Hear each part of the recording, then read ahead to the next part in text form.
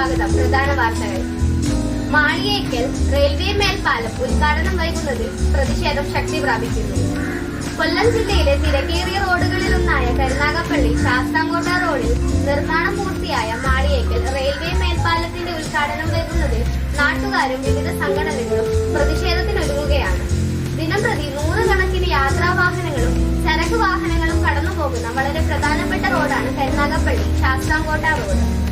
മേൽപ്പാലം എത്രയും പെട്ടെന്ന് ഉദ്ഘാടനം പൂർത്തിയാക്കി നാട്ടുകാരുടെ യാത്രാക്ലേശത്തിന് അറുതി വരുത്തുവാൻ അധികാരികൾ ശ്രദ്ധിക്കുക.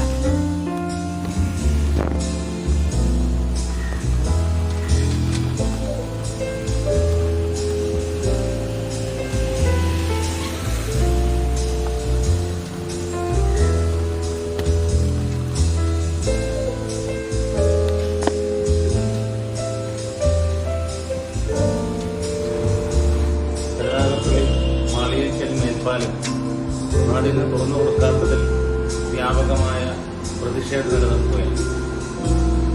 കരുനാഗപ്പള്ളിയിൽ നിന്നും ശാസ്താംകോട്ട, മൈനാഗപ്പള്ളി, ഭരണിക്കാവ് അടക്കമുള്ള കൊട്ടാരക്കര അടക്കമുള്ള കിഴക്ക് പ്രദേശങ്ങളിലേക്ക് പോകുന്നതിന് വേണ്ടി നാട്ടുകാരുടെ കുറേ നാളത്തെ ആഗ്രഹത്തിന്റെ ഫലം എന്ന നിലയിൽ 10 വർഷങ്ങൾക്ക് മുമ്പ് തുടക്കം കുറിച്ച ഈ പരാതികൾ പരിഹാരം എന്ന നിലയിൽ കരുനാഗപ്പള്ളിയിൽ മാളിയേക്കൽ മേൽപ്പാലം പണിയുന്നതിന് വേണ്ടി ഗവൺമെന്റുകൾ തീരുമാനമെടുക്കുകയും കഴിഞ്ഞ 4 വർഷക്കാലം അതിന്റെ പണി ദ്രുതഗതിയിൽ നടന്നുകൊണ്ടിരിക്കുകയാണ്. കരുനാഗപ്പള്ളിയുടെ MLA ശ്രീ പ്രിയപ്പെട്ട CR മഹേഷിന്റെ ഇടപെടൽ കൊണ്ട് ഇതോടൊപ്പം തന്നെ കേരളത്തിലെ മറ്റ് 10ഓളം മേൽപ്പാലങ്ങൾ പണി തുടങ്ങിയെങ്കിലും അവയിൽ ആദ്യമായി മേൽപ്പാലം പണി കരുനാഗപ്പള്ളിയിലെ മാളിയേക്കൽ മേൽപ്പാലത്തിന്റെ പണിയാണ് പൂർത്തിയായിട്ടുള്ളത്. പൂർത്തിയായി മാസങ്ങൾ കഴിഞ്ഞിട്ടും അത് നാടിന് തുറന്നു കൊടുക്കാത്തതിൽ വ്യാപകമായ പ്രതിഷേധം നിലനിൽക്കുമ്പോൾ ഇന്ത്യൻ നാഷണൽ കോൺഗ്രസും ആ പ്രതിഷേധം ഏറ്റെടുത്തുകൊണ്ട് കഴിഞ്ഞ ദിവസം അവിടേക്ക് മാർച്ച് നടത്തുകയുണ്ടായി.